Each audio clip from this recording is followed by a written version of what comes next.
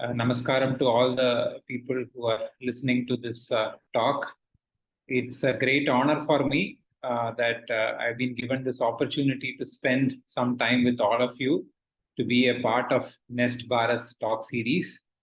I would like to especially thank Cherish Rajpurohit ji for reaching out to me and for extending this invitation and also educating me about this wonderful initiative of Nest Bharat. So I'm very happy to be part of it. As Namrata ji mentioned, I teach and I do research in astrophysics at this place called Indian Institute of Space Science and Technology, which is in Thiruvananthapuram, capital of Kerala. That's my research area, and that's what I teach also. But like many of you, I am also interested in knowing more about the culture and the heritage that we have inherited by being born in this wonderful land of Bharatam. So I have tried to learn some aspects which are topics which are close to my heart, and one of them is learning about the history of mathematics and astronomy in India. What were the contributions made by Indians to these fields of mathematics and astronomy? And I'm a student of this. I'm not a scholar or an expert in it. So let me put that out in the beginning itself. So I thought I will share with you one interesting aspect of the history of mathematics and astronomy in India, which I think many of you would enjoy listening to, which is about the contributions in the form of the text called Śulbasūtra. Śulbasūtra, as it was mentioned in the introduction, it is one of the oldest written available texts to us from the larger Indian subcontinent, from the Brihat Bharata, that exclusively deals with applied geometry and some elementary mathematics. So what I will try to do is I will try to give you two interesting examples. Since I only have 30 minutes, I'll try to give you two interesting examples from the Śulbasūtra, which I think will be useful for you even later on. So with that, let me start sharing the screen.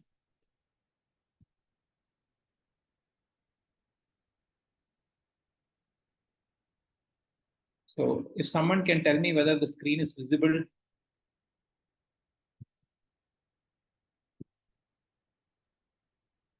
Yes, sir. Visible. Yeah, thank you. So I have given this the title Glimpses from Śulbasūtra. Śulbasūtra are large texts, and it's impossible to go through all that is dealt with in these texts. So instead, as I mentioned, we'll just look at one or two examples. So as I mentioned, Śulbasūtra are the oldest mathematical texts that are available to us from ancient India. And historians have tried to date when these Śulbasūtra texts were compiled, and the dates that they have arrived at, this is the general consensus among historians, is that the Śulbasūtra texts were written sometime between 800 BCE to about 500 to 300 BCE. And these texts appear as the appendages to Vedas, the main corpus of Vedas, that is, they are Vedangas.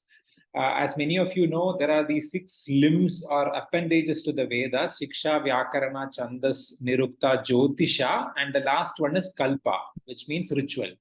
So these Śulbasūtras are a part of this Kalpa portion of the Vedas.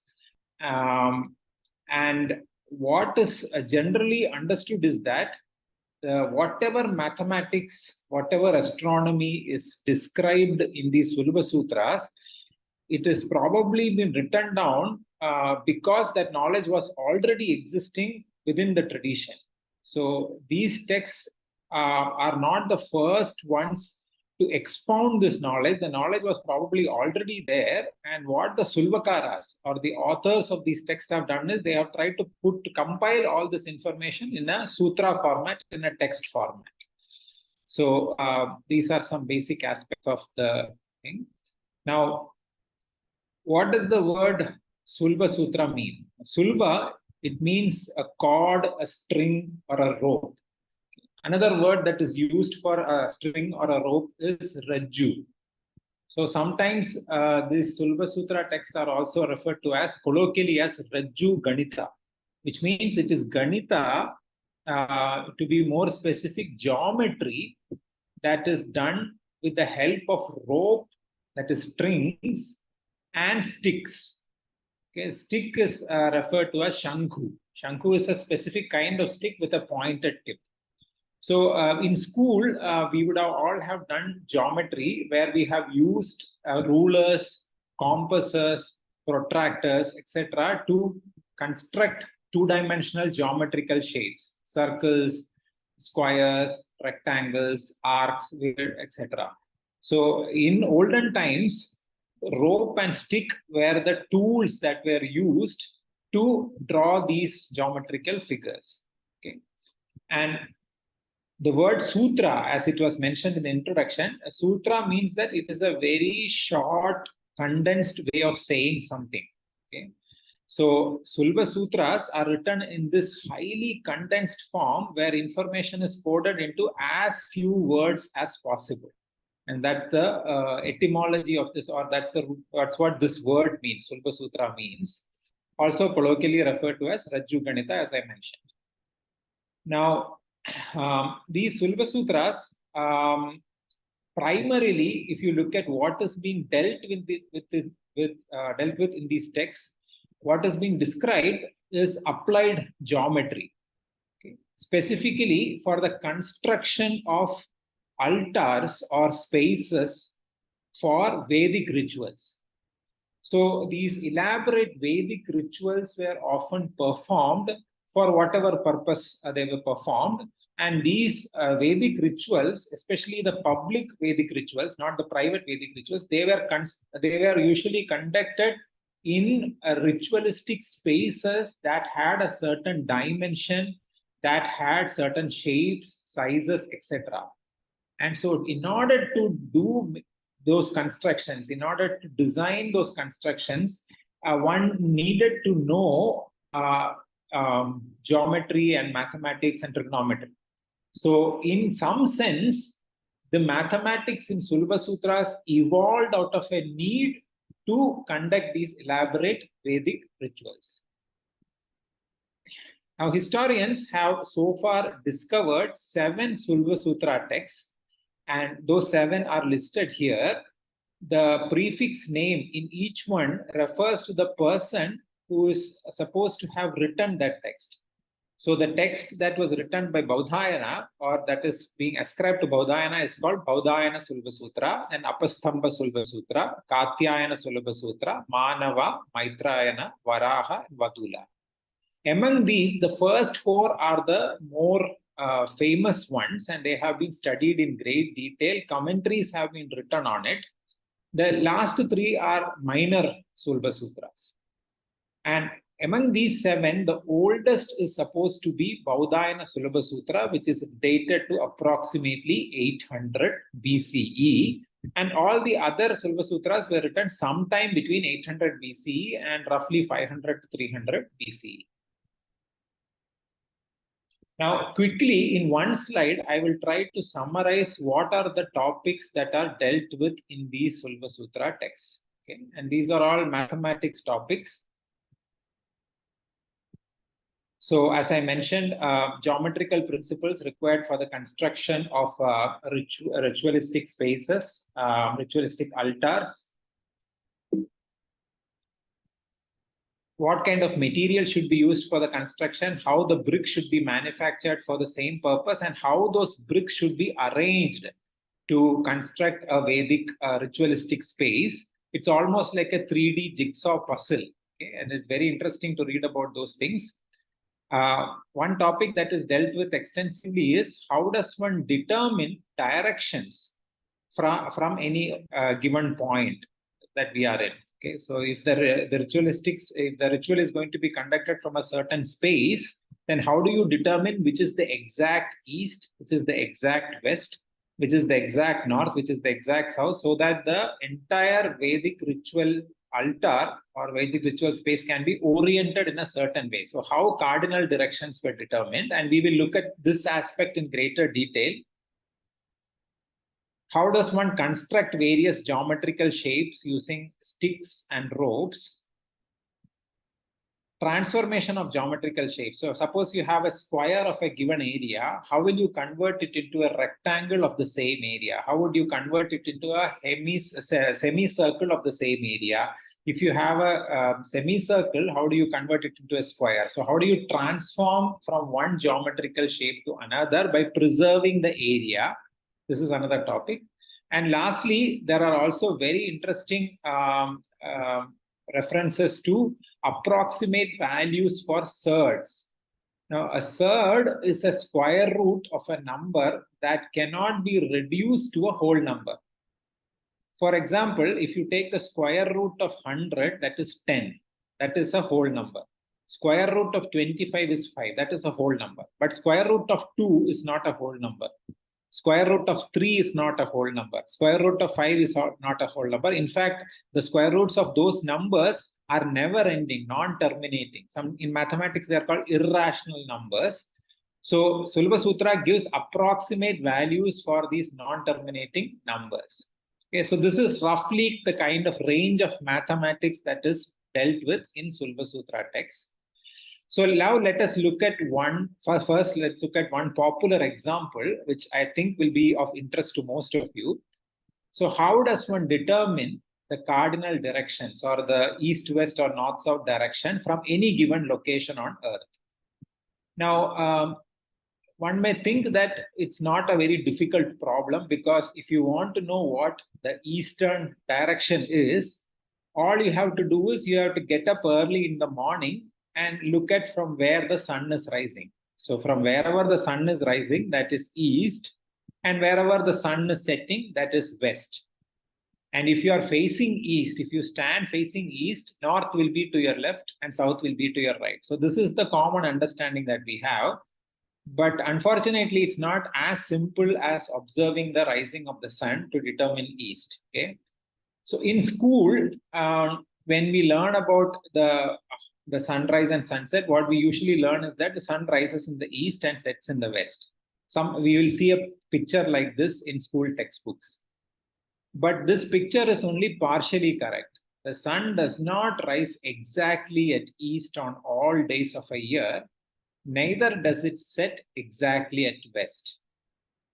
The rising point of the sun drifts a little bit north of east and south of east, depending on which time of the year it is. Okay. Now, and the reason for that is that the Earth is going around the sun, and the Earth is spinning in an axis that is slightly tilted by 23.5 degrees. So I will not go into the details of it. During the Q&A, if you're interested, I can go further into this. So because of the tilt of the Earth's axis, what happens is that only on a certain few days, 2 days in a calendar year, the sun rises exactly east. And those 2 days, one of those days happens to be March 21st. On March 21st, the sun rises exactly east, and it rises high in the sky and sets exactly west. Now, if you look at days beyond March 21st, like March 22nd, March 23rd, March 24th, etc., every subsequent day, the rising point of the sun drifts slightly towards the north. Okay? And that northward movement continues until June 21st, approximately June 21st, plus or minus 1 day. On June 21st, the sun rises farthest north of east, and it will set north of west. From that point onwards, June 21st onwards, for every subsequent day, the rising point of the sun will slowly drift towards south. So June 22nd, the sun will rise a little bit more southward. June 23rd, it will rise a little bit further southward, and so on. And 3 months later, on September 21st, the sun will rise again exactly east and set exactly west, and the southward journey of the sun will continue until December 21st. And then this cycle repeats. From December 21st, December 22nd, 23rd, the sun will start moving towards north. So that means that the sun does not always rise exactly in the east, neither does it set exactly at west. Depending on the time of the year, the rising point of the sun varies. Okay, so that means that if you take one calendar year, we can broadly look at it like this. Okay, if you write these dates, March 21st, September 21st, June 21st, December 21st, from December to June, which is 6 months, the rising point of the sun will drift from south to north little by little. And it will reach the maximum north of east on June 21st. And from June 21st to December, which is again 6 months, the rising point of the sun will start drifting towards south. Similarly, the setting of the sun also in the west. So this fact was known to the ancient Indians because they carefully observed the rising of the sun on every day. And therefore, a given calendar year was divided into two halves. One half of 6 months from December to June was called Uttarayanam or Uttarayan. And the other half, when the rising point of the sun drifts from north to south, was called Dakshinayanam or Dakshinayan. Ayana means to journey or to move or to progress.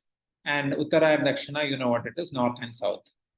So therefore, a calendar year was divided into both these halves, Uttarayana and Dakshinayana. So now we come to Śulbasūtra. So if you look at Śulbasūtra, in Śulbasūtras, it's clearly mentioned that the sun does not always rise exactly in the east, neither does it set always exactly at west. So for example, here is a commentary to Baudhayana Śulbasūtra by a person called Mahidara. So probably this was written sometime in 16th century, much later as a commentary. So I'm sure all of you can read this. So I just give you 10 seconds to read through that Sanskrit. So as it's written here, it says that Udayasthananam Bahutvat, which means the rising points are many. Pratidinam Bhinnatvat. Every day the rising point is changing. Aniyamena, which means it's kind of in a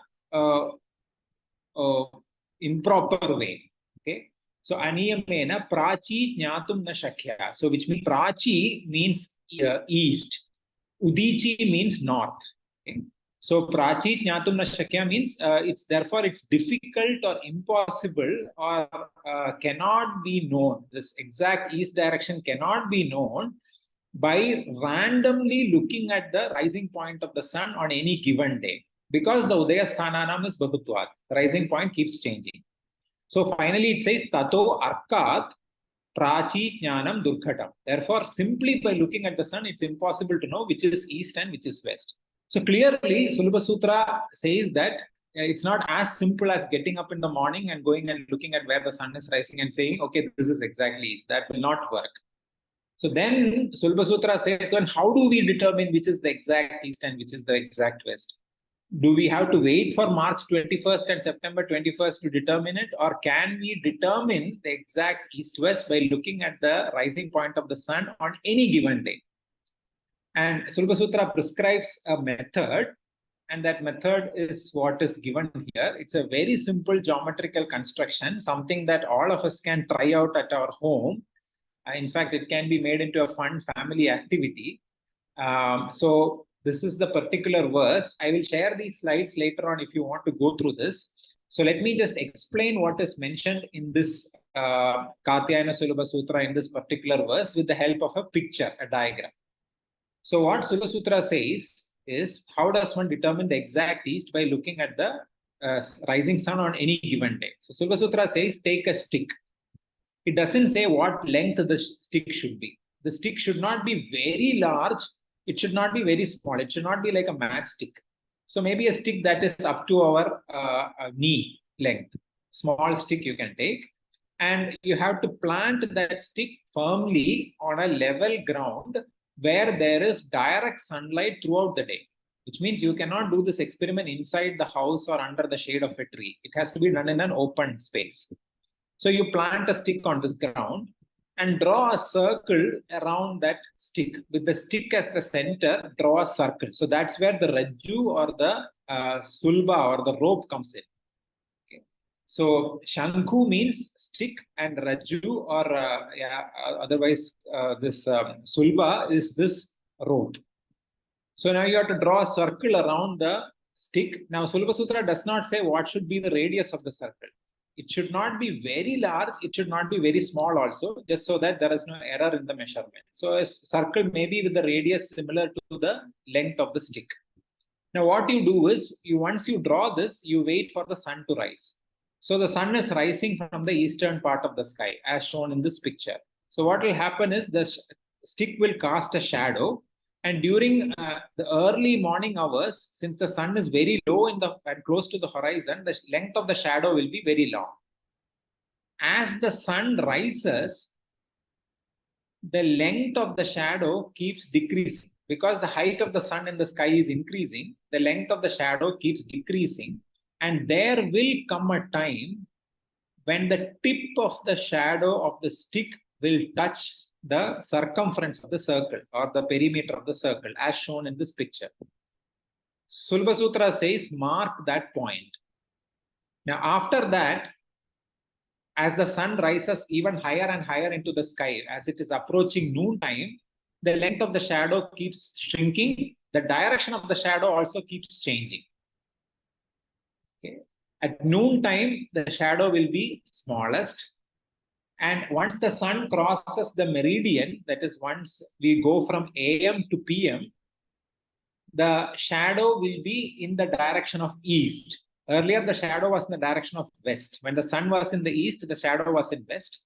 Now the sun is in the western part of the sky, so the shadow will be east. And as the sun slowly descends towards the horizon, the length of the shadow will keep increasing. So there will come a time when the tip of the shadow of the stick will touch the other side of the circle. So Śulbasūtra says, mark that point also. So you have 2 points now, and the experiment is over at that point. After that, the length of the shadow keeps increasing. So you have now 2 points. And if you join these 2 points with a straight line, that will correspond to exact east-west. So this is what Śulbasūtra says. Okay. So as you can clearly see, if you want to try out whether this technique actually works or not, you don't need any costly apparatus. All you need is a stick and a rope and some patience to look at the shadow throughout the day. So I would encourage all of you to make this a family fun activity and try doing this and check for yourself. You know, these days we have mobile phones with a GPS. So once you complete this experiment, you can try and see whether you have correctly got the east-west direction. Now, the interesting thing here is that if 2 people are doing this experiment from 2 different locations, both of them will get the east-west direction in the correct manner because they will be drawing lines that are parallel to each other. Okay. And we know that parallel lines meet at infinity. So both these parallel lines, if you keep on extending them, they will meet at infinity, which means they will meet at exact east-west. Now, this technique was used for determining the prachi, that is eastern direction and or east-west line. And then now I'll tell you how the north-south was determined. Once you determine east-west, it is fairly easy to determine north-south. But anyway, I will just explain it. But before that, I just want to mention that therefore many of our architectural structures, if you see, especially temples, many of them are oriented in a certain way. Most of the Vishnu temples are oriented in such a way that the Garbhagriha and the Murti within the Garbhagriha is usually facing towards east. So how they would have determined which is the exact east, the answer is in the Śulbasūtra. Okay. So since I am from Trivandrum, I thought I will show this local example of how this technique of determining east-west has been beautifully integrated into the design and construction of the Padmanabha Swami temple, which is one of the important landmarks in Thiruvananthapuram city. I'm sure many of you know about this temple. So what you're looking at is the picture, a photograph of the temple. This is the temple pond over here. And behind that, what you see is the Gopuram, or the tower-like structure of the temple. Now, this tower rises 100 feet above the ground, and it has a foundation that goes 40 feet deep. The temple was constructed over many centuries. If you look at the temple, old temple records, they say that the construction of this Gopuram was started in the 14th century, and it was largely completed in the 16th century under the rule of a king called Aniram Tirunal Martandavarma. So it is in the 16th century that this Gopuram was constructed. The construction was mostly completed. Now, the reason why I'm mentioning about the temple Gopuram is that the temple Gopuram is constructed in such a way that it is exactly at right angles with the east-west line. And because of this, so here is a diagram of how the temple looks like, an aerial view. So you can see the Gopuram over here, and one enters the temple through this door over there, and inside is the entire temple complex. So if you look at this Gopuram is constructed exactly at 90 degrees or right angles with the east-west line. Now, the Sthapatis, or the architects who constructed this temple, they would have determined, before the construction began, they would have determined which are the cardinal directions precisely by using the techniques that are mentioned in Śulbasūtras. Okay. So, because of this exact orientation, on the days of equinox, that is March 21st and September 21st, every year, we get to witness this very interesting spectacle. Okay. So if you stand on the western part of the road facing this Gopuram, around sunset, we will see the setting sun slowly descending through the window-like openings in the Gopuram. There are 5 window-like openings, and the 6th window-like opening is actually a door through which we enter the temple. So roughly 5-minute intervals, we see the setting sun passing through these window-like openings on the days of equinox, that is March 21st and September 21st, when the sun rises exactly in the east and sets exactly at west. On all other days, the setting sun is blocked by this Gopuram. So this is a fact that is known to everybody. Every year on March 21st and September 21st, hundreds of people crowd around the temple just to witness this beautiful phenomenon. If you ever happen to be planning a trip to Trivandrum, try to plan it around the equinox so that you can also witness this. This content is now widely circulated over the internet. I'm sure you would have seen it. So as I mentioned, 2 people doing the same experiment from 2 different places will all be pointing at exact east, because they will be drawing lines that are parallel to each other, and parallel lines meet at infinity. Now, this precise orientation of structures, one would ask how this precise orientation was accomplished. The answer to that is a Śulbasūtra text. Now, if you ask why did they obsess themselves in orienting these structures in a certain way? What was the reason for it? That is not explained in Śulbasūtras. Why the structure had to be oriented in a certain way. Śulbasūtra only deals with the applied geometrical aspects of how to make these designs, how to construct these things, okay, how the orientation should be accomplished. So the why is more of philosophy and metaphysics. So why should the temple Gopuram, why should the Garbhagriha, why should they have a certain orientation? That is philosophy and metaphysics. But one interesting thing to note here is that in Śulbasūtra, what is dealt with is factual knowledge. It's pure mathematics, abstract mathematics, geometry, and things like that. And the why is value-based knowledge. Okay. And so often what one sees, when one looks at Indian knowledge system, is that many of our mathematical discoveries in astronomy, discoveries in science, they are all factual knowledge, but those factual knowledge have been arrived at because of an inspiration that they have drawn in pursuit of values, in pursuit of value-based knowledge.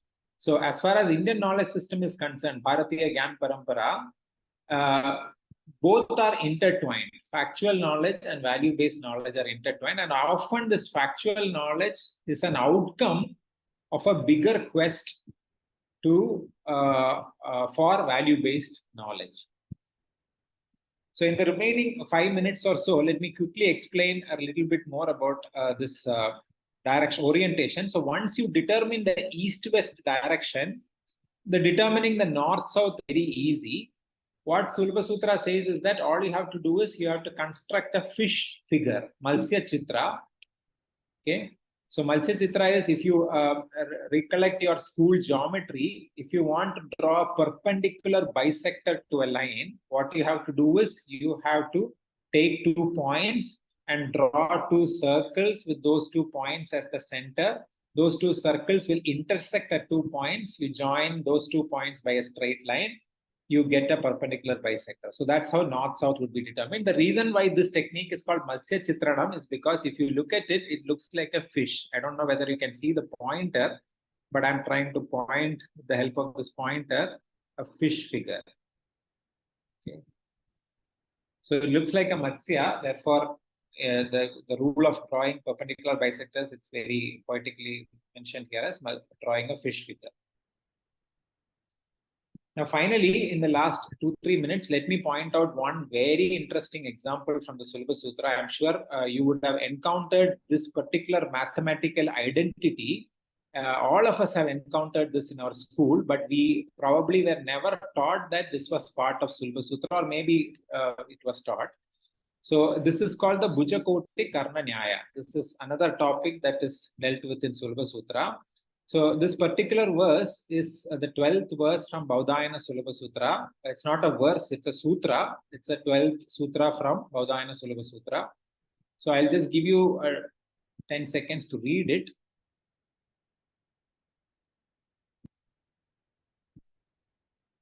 So it says, Dirka Chaturasya.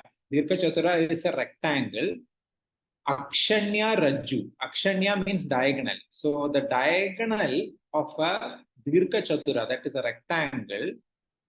So Dirka Chatura is a rectangle. Akshanya is diagonal. Rajju, as I mentioned earlier, refers to rope. Parshvamani means lateral side. And Tiryamani means a perpendicular side.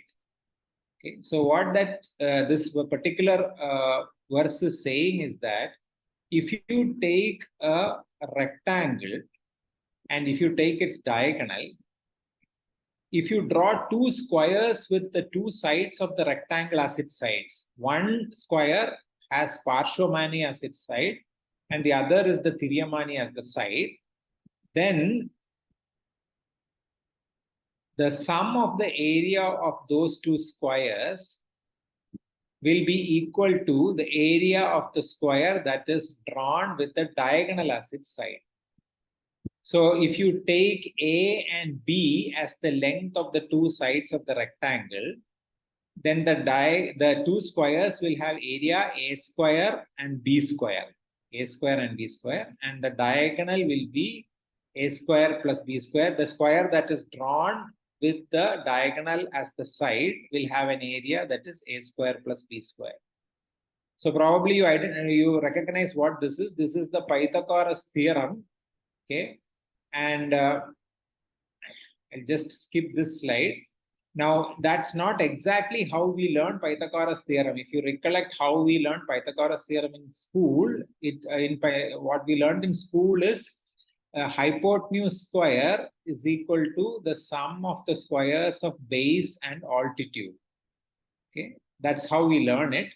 So if you, in Baudhayana Śulbasūtra, it's not mentioned in exactly those same terms, but very similar terminology. If you look at Manava Śulbasūtra, it's mentioned exactly the same terminology as how we learned the Pythagoras theorem. So here is the verse from Manava Śulbasūtra. Ayamam ayama gunam, which means ayama into ayama. Ayama means length. Vistaram vistarenatu. So if you take vistara and multiply it with vistara, which is width, okay, so width into width, so length square plus width square. Samasya vargamulam. Okay, so samasya is sum, vargamulam is square root. So if you take length square plus width square, so you do a samasya. So adding those two and vargamulam, square root of that. Yat tat karna. Karna means diagonal. That is the diagonal of that rectangle or square or whatever. Finally, it says tat vido viduhu. Tat vido viduhu means that is what people who are learned say. So ayama square plus vistara square is equal to karana. So this fact is also mentioned in Śulbasūtra. So now the interesting question is, so who discovered this? Was it Pythagoras, or did Pythagoras discover it before it was mentioned in Śulbasūtra, or did Śulbasūtra precede Pythagoras? Now, Pythagoras was a Greek philosopher, as most of you know, and there is actually no direct reference to Pythagoras himself stating this mathematical identity, that hypotenuse square is equal to base square plus altitude square. Even though we now call it as Pythagoras theorem, there is no direct reference to it. A successor of Pythagoras called Cicero is the one who first attributed this mathematical identity to Pythagoras. So Cicero is the one who says that Pythagoras had come up with this mathematical identity, and therefore now we refer to it as the Pythagorean theorem. Whatever it be, Pythagoras lived during this time period of 570 to 495 BCE. Baudhayana Śulbasūtra was written 300 years before the life of Pythagoras, which means that Śulbasūtra text knew about this mathematical identity, wrote about this mathematical identity at least 3 centuries before Pythagoras. So in all honesty, if you were to attribute the origin of this mathematical identity, we should probably call it Sulva Pythagorean theorem. It's probably likely that Pythagoras had independently discovered it, because anybody who is interested in making geometrical constructions will sometime or the other encounter such mathematical identities, or they will discover such mathematical identities, because that will be the need of that time period. So they would have arrived at it, but that does not take away the fact that Baudhayana Śulbasūtra was the first mathematical text in the entire world where this identity was explicitly described. So therefore, to be fair to history, we should refer to this as Sulva Pythagorean theorem. Some of the textbooks now refer to it like this. Even if you now go and look at Wikipedia, I think it says that Śulbasūtra also describes this Pythagorean theorem. So I would like to stop there, and what I have provided is, as I mentioned in the title, is only a glimpse of the mathematical contents in Śulbasūtra. It's a very vast text. Now, I know that several of you would be interested in knowing more about the history of mathematics and astronomy as it unfolded, as it happened in India. So therefore, I would like you to point out a couple of resources which you can look at. One is a 40 lecture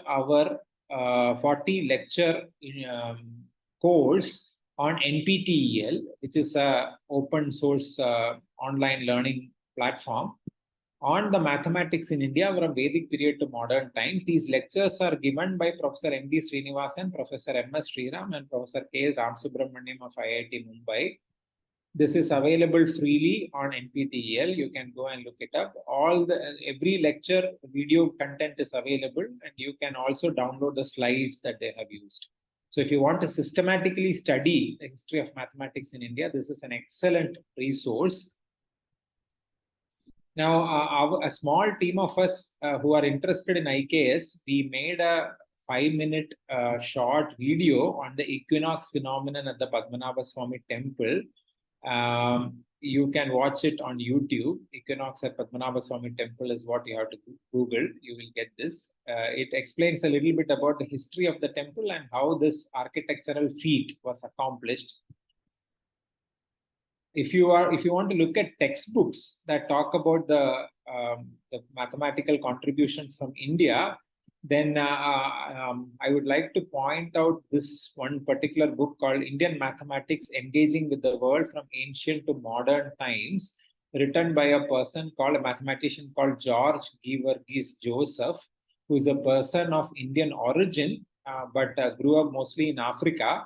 He was a mathematics professor at University of Edinburgh, I think.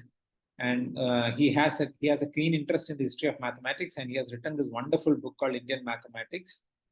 It's written in a manner that is accessible to common audience, but there is a lot of mathematics in it. So if you are not into mathematics, you can skip the mathematics portion and you can read the general text.